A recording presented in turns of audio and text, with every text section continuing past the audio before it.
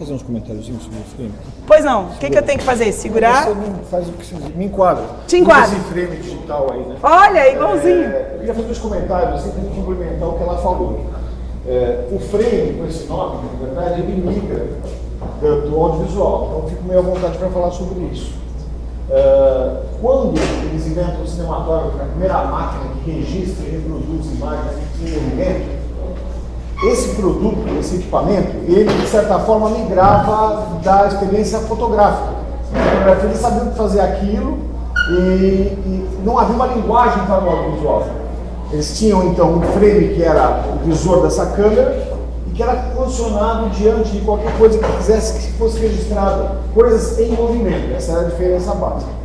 Só que aí, eles não sabiam muito como se comportar. Essa história é pertinente. Por quê? Eles colocavam, vamos supor que que eu quisesse registrar fosse a Cláudia falando. Eu posicionava essa minha câmera em cima de um topo de árvore, ou um instrumento bem menor, que as câmeras eram pesadas, deixava aqui e eu falava, Cláudia, vai dando aula aí. E tudo acontecia aqui dentro. O que esses primeiros técnicos faziam era tentar enquadrá-la, colocá-la em geral inteira, e tudo acontecia.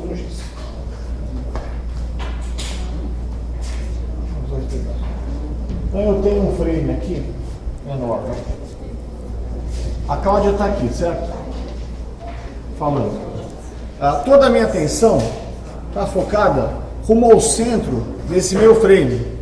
E os primeiros técnicos, estou falando aqui 1895, 1896, entendiam que tudo acontecia aqui dentro. Tá? Até que alguém percebeu que, às vezes, as coisas correm para fora desse elemento do frame.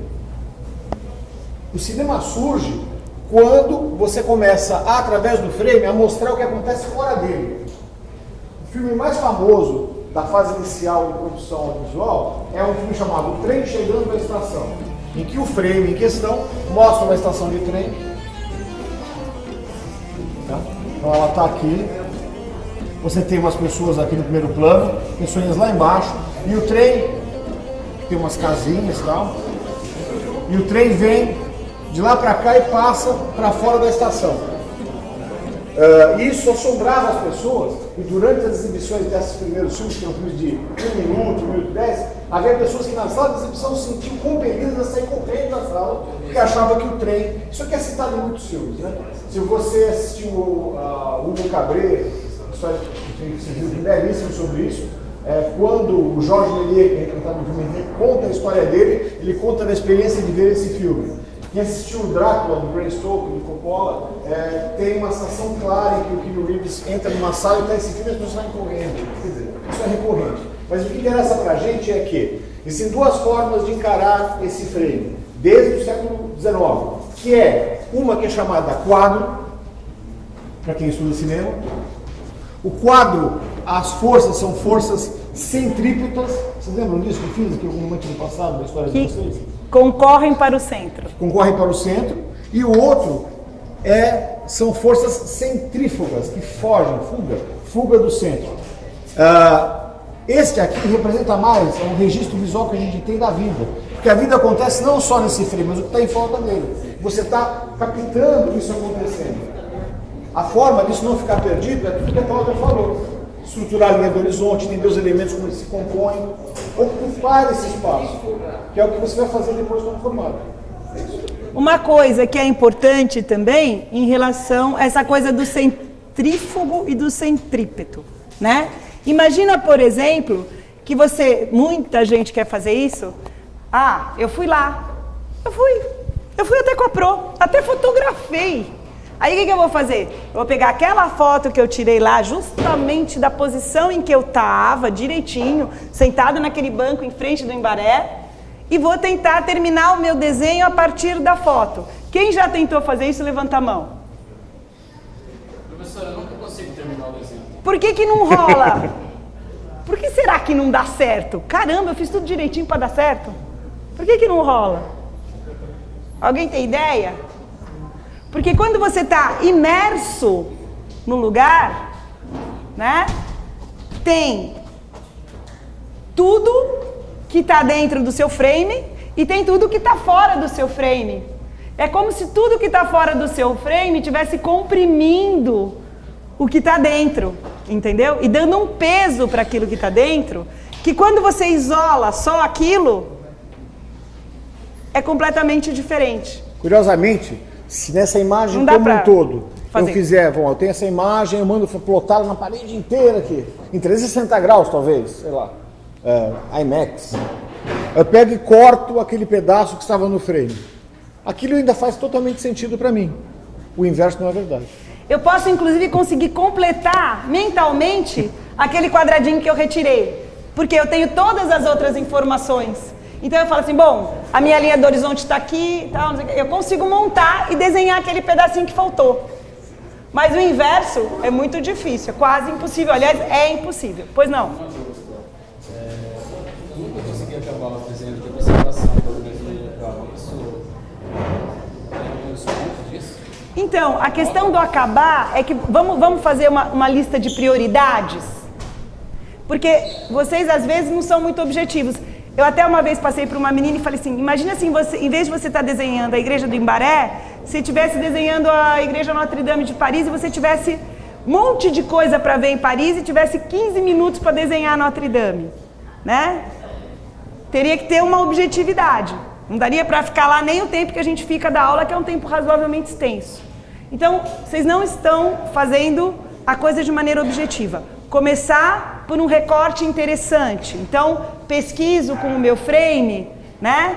Um enquadramento, como você pesquisa para fotografar. Um enquadramento que não seja muito óbvio, que tenha a complexidade de ter 3, 4, 5 planos de profundidade, se possível, que tenha alguma coisa em primeiro plano bem estourada, que possa me dar a medida das outras coisas. Por exemplo, ó, uma coisa que eu esqueci de falar e que é importante, quando eu tenho um elemento em primeiro plano, né? Por exemplo, olha onde a marquise bate aqui. Ela bate bem no comecinho do desvio, tá vendo? Aqui não tá nem muito bom, ó. Aqui já abriu e aqui ainda não abriu. Então isso aqui teria que ser um pouquinho mais pra cá. Então, e essa outra linha, ó. Onde é que ela bate na minha árvore? Ah, e essa linha aqui? Onde é que ela bate na minha árvore? Então, a minha árvore, ela vira como se fosse uma escala. E eu meço todos os outros, as outras medidas verticais em relação ao meu elemento de primeiro plano. Que não precisa ser uma árvore, pode ser um poste, pode ser uma escultura, pode ser uma pessoa, pode ser um carro. Se você fizer isso, vai muito mais rápido. Porque vocês ficam apaga, faz, apaga. Então, cada elemento do desenho, vocês fazem às vezes 3, 4 vezes. Então, não dá tempo. Então, mas o fato de estar incompleto, conta, que é a pergunta, voltando para fechar, conta. Você não foi eficaz. Por que você não foi eficaz? Mas nos desenhos anteriores a gente não tinha esse know-how. Então, é claro que na primeira tentativa... Você vai ser eficaz. Na primeira tentativa é uma coisa, não consegui terminar o desenho, vamos dizer, da marquise. Bom, legal. Quem sabe o do Imbaré você tenha ido um pouco mais além. E a gente espera que sim. E quando você chegar no do emissário, você tem obrigação de estar conseguindo... Porque a questão da velocidade não é só, vou fazer chutado, vou fazer rápido. É o aprendizado. Se você já fez 3, o 4 você vai conseguir fazer de uma maneira melhor. Desde que você tenha feito com essas instruções que a gente está dando. As pessoas têm uma resistência muito grande. Elas não querem aprender a desenhar. Tem gente, inclusive, que acha que desenhar não se aprende. E fala assim, eu não vou conseguir. Eu não sei desenhar. Gente, desenhar a gente aprende sim. E a gente está ensinando. Agora, precisa aceitar o fato de que se aprende para se dispor a aprender, para daí começar a melhorar. Você entendeu? Claro que alguns elementos... Se você fizer sempre do mesmo jeito, você vai ter sempre o mesmo resultado. Se aquele resultado não está sendo legal para você, vamos fazer de outro jeito? Para ver se o resultado fica mais agradável para você mesmo? Tem que te agradar. Quando estiver te agradando, provavelmente vai agradar os professores também. E é claro que existem todos os outros elementos que interferem nesse teu posicionamento, né? tua insegurança, tua ansiedade, fatores momentâneos, o humor daquele instante seu, né? E aí você ainda não sabe muito como lidar com isso. Mas eu percebo às vezes que aí a pessoa faz lá, começa a desenhar a marquise, e aí descobre que o piso são de pedrinhas, mosaico. E fica 1h30 desenhando as pedrinhas. Pura fuga, não é? Não quero enfrentar aquela ameba maluca, vou ficar desenhando pedrinha. Aí depois, quando o professor passar, eu vou falar para ele que não deu tempo. A gente parece bobo, mas a gente não é. A gente dá aula faz tempo e a gente percebe quando vocês estão em processo de não conseguir enfrentar, né? Tem que enfrentar. Do mesmo jeito que o modelo vivo tem que enfrentar. É uma experiência. Procurem se abrir a experiências. Porque quem faz sempre tudo do mesmo jeito vai ter menos resultados, ok? Dúvidas em relação ao frame, em relação à força centrípeta e à centrífuga, ao estar imerso e ao não estar imerso. A fotografia, gente, ela já dá assim, a bidimensionalidade pronta, né? Ela já traduziu o 3D em 2D. Então, fica muito mais fácil, entre aspas, né, de copiar da foto, mas mesmo assim vocês viram que não é tão fácil. Com agravante, né? A fotografia atual, a digital, ela chapa tudo. Todos esses planos que eu consigo ver com nuances e com perspectivas, ficam todos na frente, na tua frente. Dificultam mais do que facilitam. Se você usasse na fotografia com lentes especiais, o Zeca era capaz de falar disso melhor, né, Zeca? Você conseguiria focar isso e desfocar o fundo, né? Quer dizer, isso no desenho dá para fazer também, né? Vocês conhecem o termo perspectiva aérea? Quem conhece o termo perspectiva aérea? Ó, quando vocês já foram alguma vez para São Paulo? Já atravessaram a Serra do Mar? Nunca atravessaram a Serra do Mar? Quando a gente está descendo e está meio neblina, não fica aquela sensação de que o primeiro plano, o morro está verdinho, o segundo, ele já está um verde acinzentado, o terceiro, ele já está quase só cinza, o quarto está branco e depois eu não vejo mais nada? Por que isso acontece? Porque tem muito mais camadas de ar entre eu e o último morro do que entre eu e o primeiro morro. E o ar, quando está denso, quando está neblina, ele contém água. E essa água, ela vai nublando, ela vai velando toda a minha paisagem. E é muito bonito em desenho isso, quando você consegue, por exemplo, a gente fala às vezes, pega o 6B e carrega no primeiro plano.